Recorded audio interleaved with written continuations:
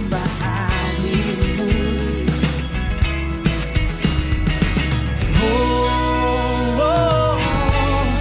Inilah rindu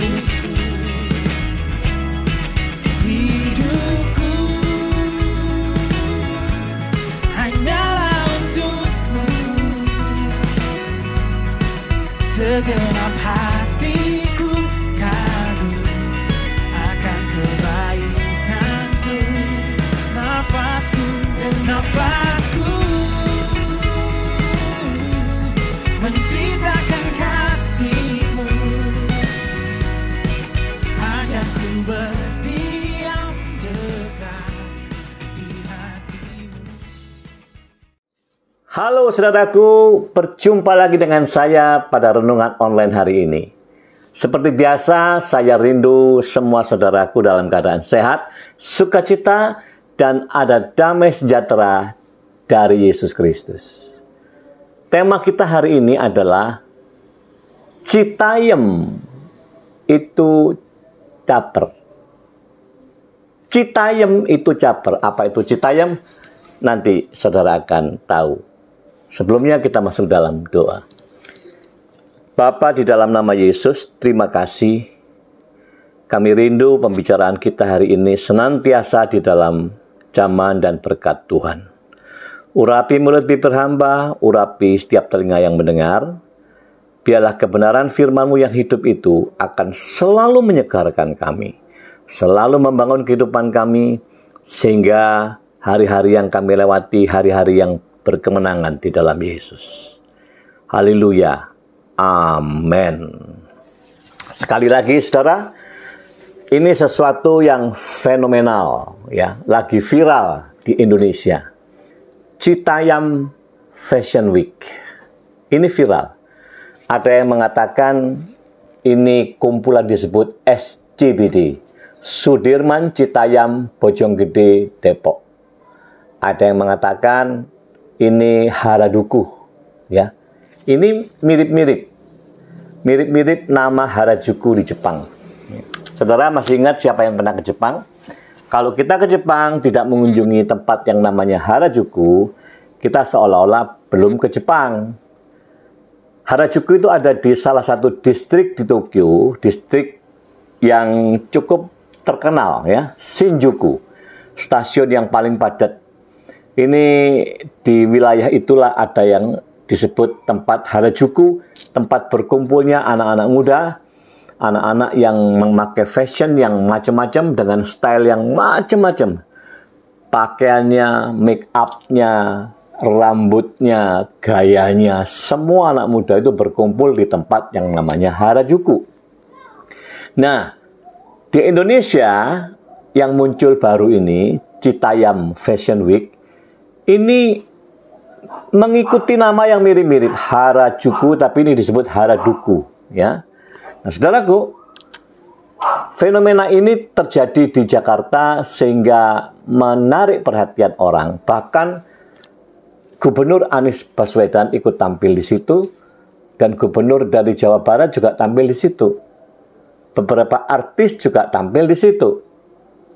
Nah, salah satu artis kita yang namanya Baim Wong itu sempat bagaimana mengambil merek ini supaya merek ini menjadi bagian dari hak dia, ya. Jadi merek ini kan akan dipatenkan, tapi menjadi ramai, saudara. Sehingga akhir ceritanya dibatalkan, tidak jadi dipatenkan nama Citayam Fashion Week ini. Nah, itulah yang terjadi belakang hari ini di Indonesia, ya. Tapi rupanya fenomena ini juga merambah ke Surabaya. Surabaya dipakailah tunjungan. Daerah Tunjungan sama dengan style yang di Citayam. Dan ini juga mengundang komentar masyarakat. Ada banyak berita di pikiran rakyat, suara.com, liputan 6, kompas.com, ya. Mereka keberatan karena ini dianggap mengganggu situasi lalu lintas. Nah, kondisi-kondisi inilah yang kita mau belajar dari peristiwa ini. Di balik semuanya ini ada apa? Namanya pergerakan kreativitas anak-anak muda. Ada yang salah? Tidak ada, ya. kreativitas anak muda tidak boleh kita hentikan. Tetapi yang tidak pada tempatnya itu yang harus diurusi oleh yang berwenang. Kenapa? Mereka melakukan model fashion show ini tidak pada tempatnya. Apa yang mereka lakukan adalah di zebra cross. Itu kan tempatnya masyarakat umum menyeberang. Mereka gunakanlah untuk acara fashion show. Nah, Fashion Week ini menjadi fenomena baru karena baru kali ini ada di Indonesia. Ya. Apakah akan berkepanjangan kita nggak tahu. Kalau Harajuku terus sampai hari ini masih ramai itu tempat.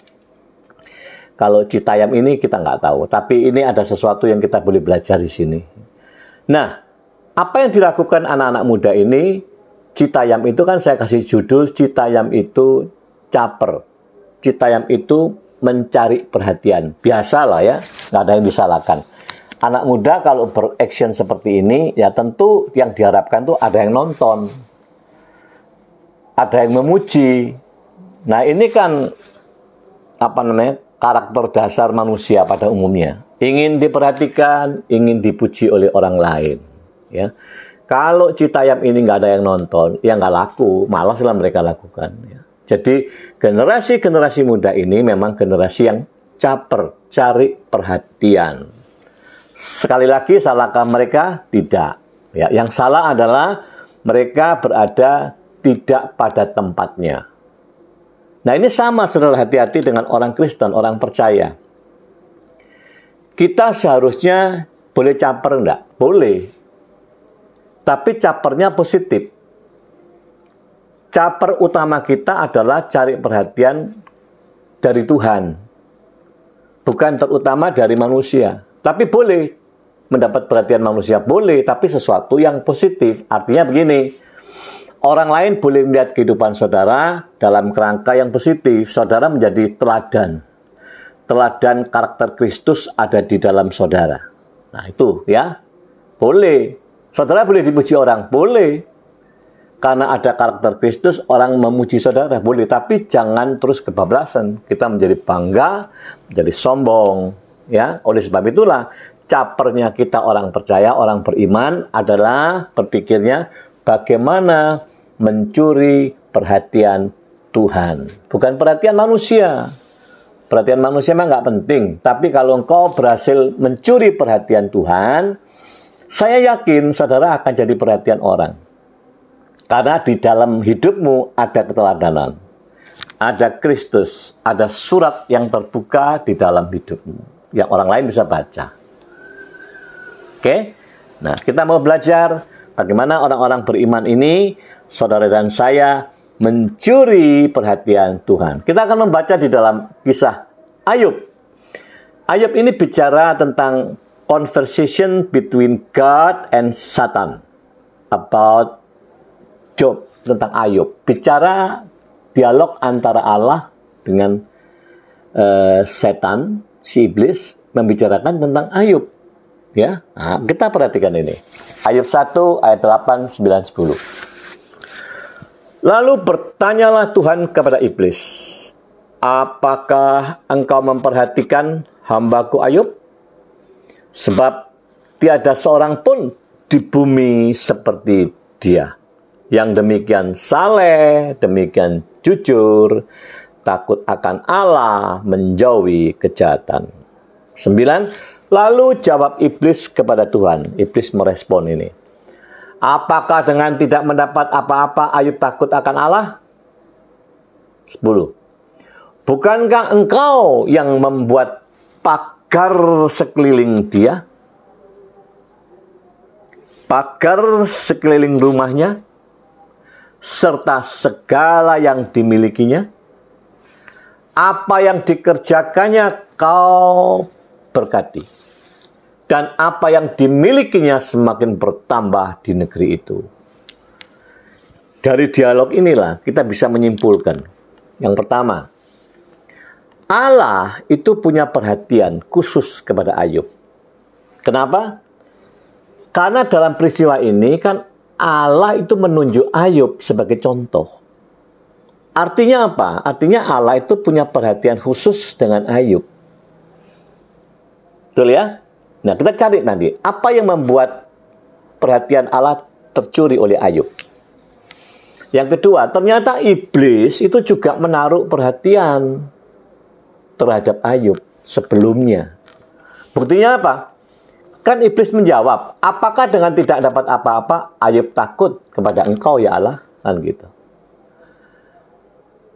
Lalu iblis juga katakan, kan Engkau yang membuat pagar, Engkau melindungi dia, Engkau melindungi rumahnya, Engkau melindungi segala harta bendanya, Engkau memberkati. Artinya, diam-diam iblis itu menaruh perhatian kepada siapa ini Ayub. Dia tahu dengan detail, dia mengerti, dia paham. Jadi kesimpulannya, ayat yang kita baca ini, baik Allah maupun si jahat iblis, itu punya perhatian khusus kepada Ayub. Tapi kita kan nggak butuh perhatiannya iblis. Tapi walaupun nggak butuh, engkau bertindak berbuat baik, dia memperhatikan. Tapi dia nggak suka. Iblis tidak suka kebaikan. Tapi kalau engkau berbuat salah, berbuat jahat, berbuat dosa, dia suka. Ya. Nah, yang kita mau cari tahu, Ayub ini berhasil mencuri perhatian Allah dari sisi mana ya? Mari kita lihat saudara. Sekali lagi, perhatikan apa yang terjadi. Inilah poin-poin yang mencuri perhatian kepada Ayub. Saya ulang di ayat 8. Apakah engkau tidak memperhatikan hambaku Ayub? Sebab tiada seorang pun di bumi seperti dia. Artinya ini very special. Orang ini spesial di mata Tuhan. Nggak ada orang di bumi seperti dia. Apa itu?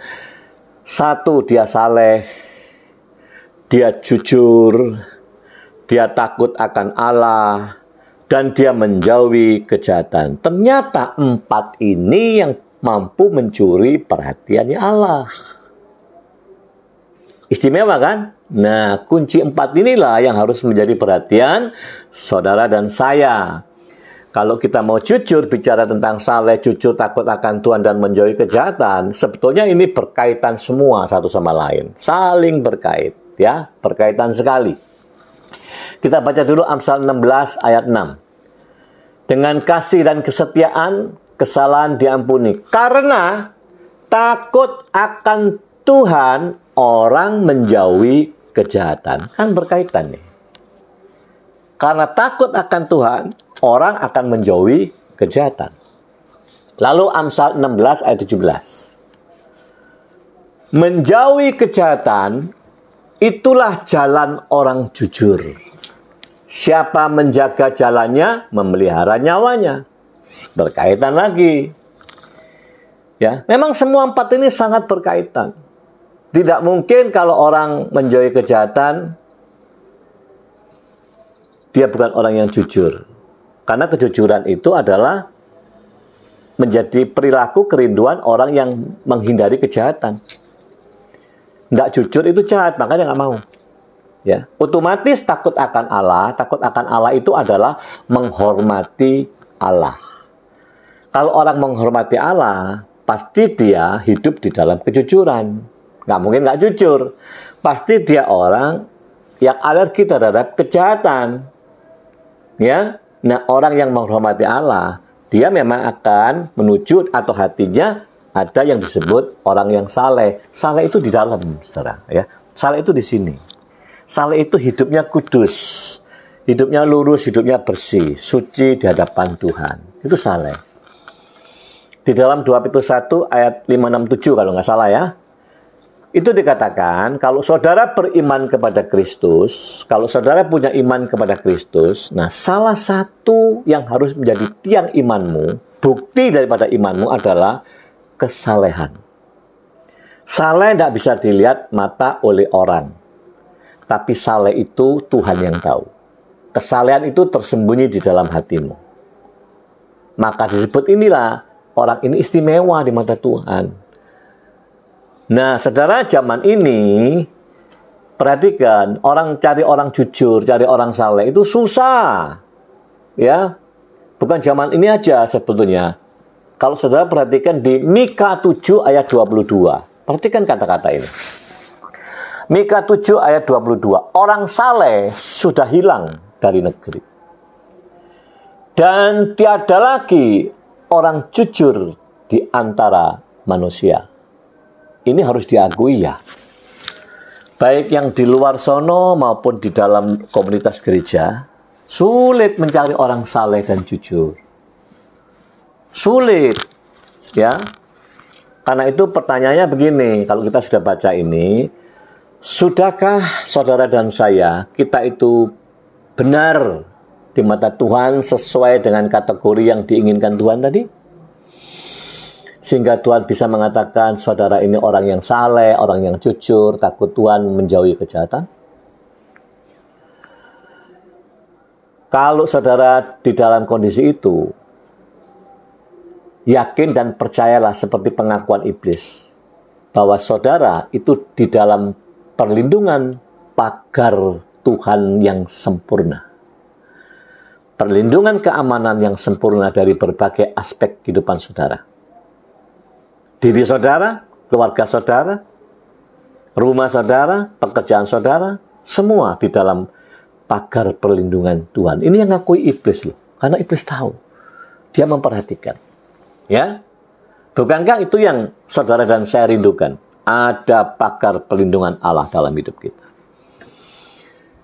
Tetapi pagar ini tidak terjadi kepada semua orang gereja, semua orang Kristen. Tidak ada persyaratan.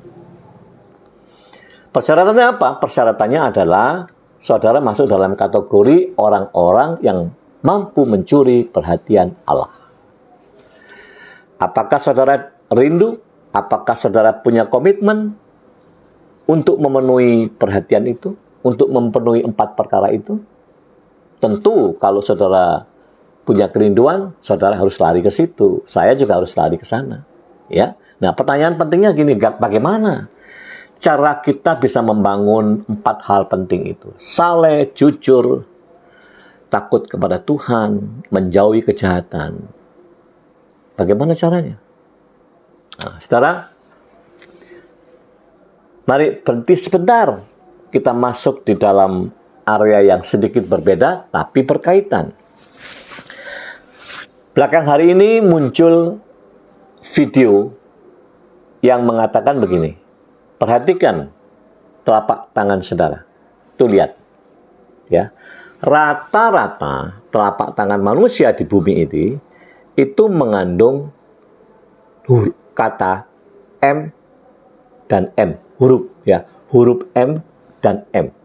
Nah, analogi ini bagus sekali, ya. M pertama dan M kedua. M pertama di dalam bahasa Latin itu disebut M yang berarti memento. M keduanya mori. Memento mori. Terjemahan bahasa Indonesianya adalah ingat, engkau pasti mati. Atau ingatlah, saudara akan mati. Dengan bahasa lain, tunggu giliranmu. Dengan bahasa lain, sebentar lagi selesai hidup kita. Saudara, memento mori. Maksudnya apa? Saya bicara begini. Orang kalau memperhatikan hidupnya, serius memperhatikan hal yang disebut memento mori. Ingat, saudara dan saya pasti mati. Kapan matinya tidak tahu. Mungkin 2 tahun lagi, 5 tahun, 10, atau mungkin nanti malam, atau setelah ini. Nggak ada yang tahu. Nggak ada yang tahu, saudara.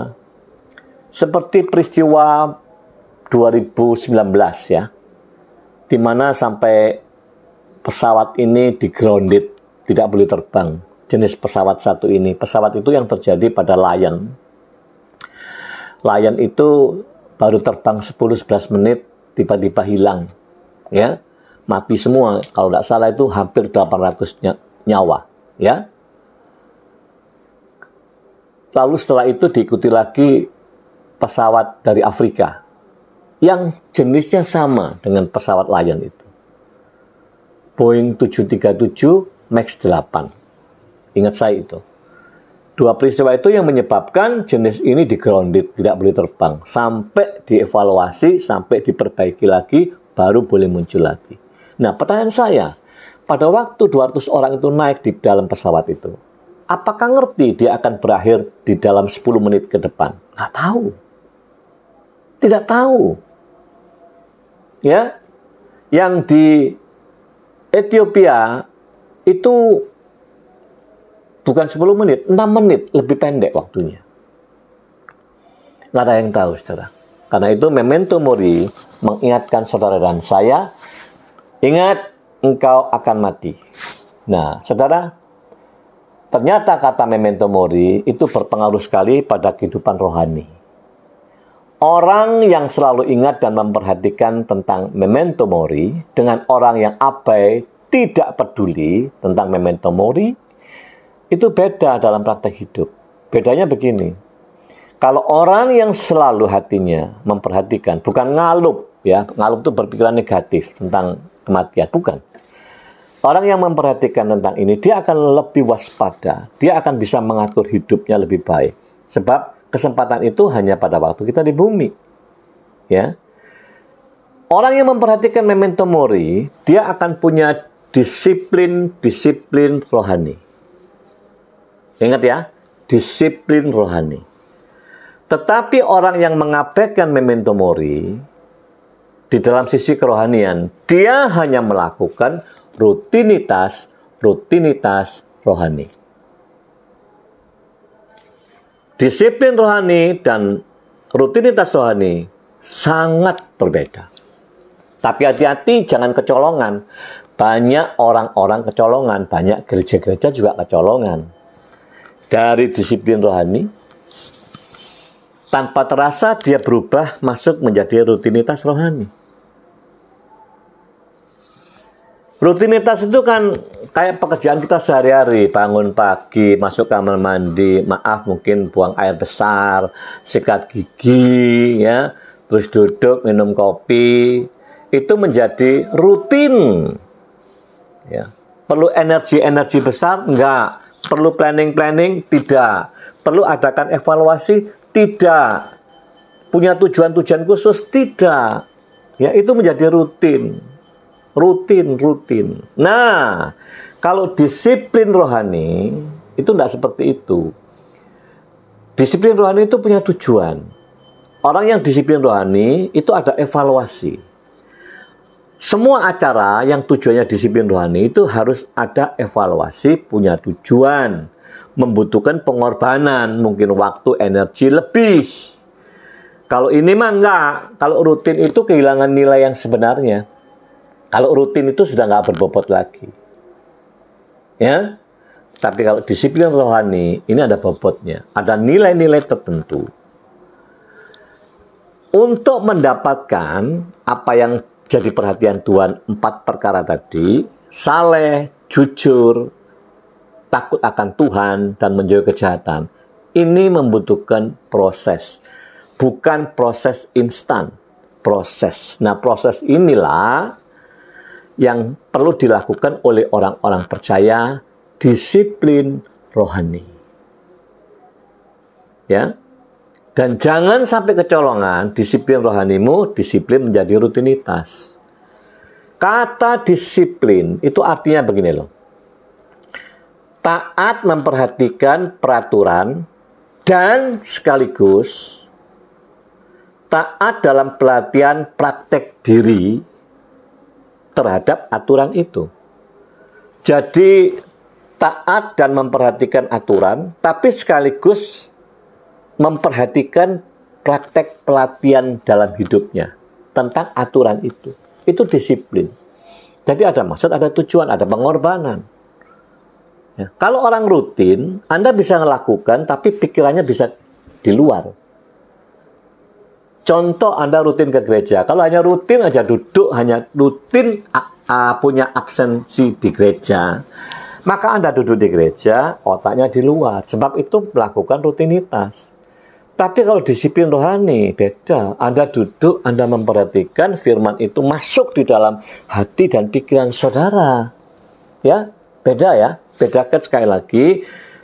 Jangan sekali-kali saudara tercuri sehingga yang kau lakukan itu adalah hanya ritual-ritual saja. Hanya agamawi. Ya, rutinitas. Tak bernilai. Nah, sekali lagi saya kembali untuk mengingatkan kita semua. Orang-orang yang memperhatikan bagaimana akhir hidup kita, memento mori, itu jauh lebih bisa memungkinkan engkau membangun disiplin rohani. Disiplin rohani itu, contoh ya, 1, mendisiplin diri, membaca firman, dan merenungkan. Bukan pekerjaan gampang loh ini, ya. Harus lahir dari haus dan lapar. Disiplin membaca dan merenungkan firman. Kedua, disiplin mempraktekkan dalam praktek hidup sehari-hari tentang apa yang kau baca dan kau renungkan. Ketiga, disiplin berdoa.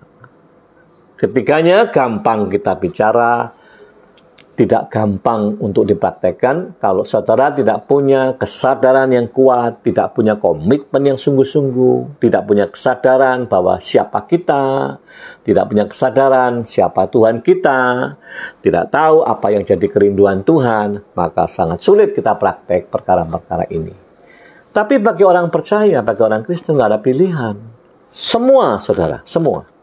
Baik jemaat, semua pelayanan di mimbar, termasuk para pendeta siapa saja, termasuk pendeta kelas internasional, harus mengarah ke sini. Ya. Kalau tidak punya disiplin rohani, rutinitas, pasti akan kecolongan. Pasti saudara akan tersandung dan lebih mungkin untuk jatuh. Demikianlah firman Tuhan hari ini. Mari kita berlomba mencuri perhatian Tuhan dengan 4 perkara ini.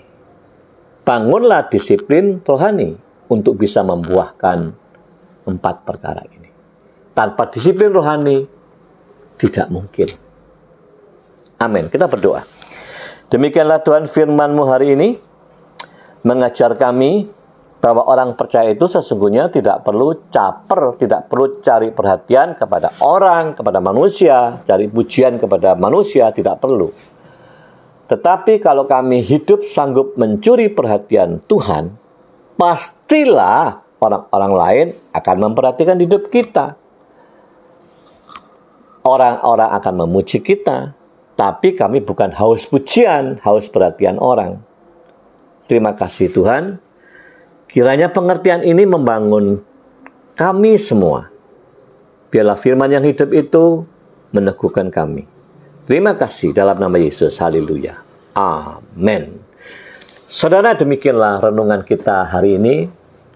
Jangan lupa kalau engkau punya hati untuk memberkati orang lain, saudaramu yang kau kasih, share renungan ini. Ya, tidak ada yang sulit buat saudara untuk share. Dan kita akan bertemu minggu depan dalam tema yang berbeda. God bless you all. Goodbye.